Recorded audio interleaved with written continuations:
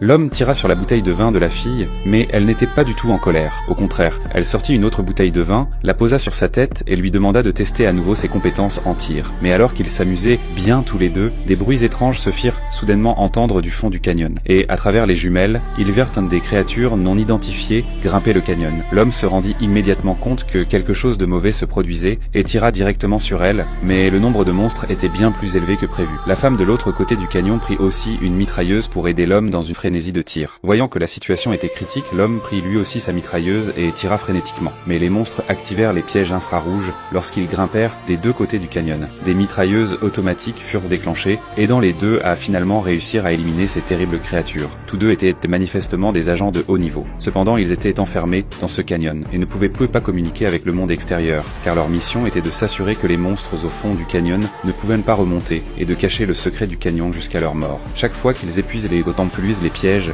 ils doivent se descendre en rappel pour repositionner les bombes et empêcher une nouvelle attaque. Bien qu'il n'y ait pas de signal autour du canyon, ils communiquaient avec des blocs-notes et des jumelles, à travers 2 kilomètres. Ils avaient reparlé pendant longtemps, mais le fait de ne pas se voir rendait Matt impatient. Et pour la Saint-Valentin, il prit une décision folle. Il sortit son lance-roquette scellé depuis longtemps, enleva la poudre à canon à l'intérieur, puis prit un crochet et le modifia. Il réussit à fixer le crochet au lance-roquette. Puis, il visa de l'autre côté de la rivière et calcula la distance de chute inertielle, tirant précisément lorsque la roquette toucha le sol et récupéra la corde. La roquette se fixa avec succès à une branche d'arbre. Amy se précipita pour aider. Elle éteignit les flammes aussi vite qu'elle le put, puis aida à renforcer les cordes, créant ainsi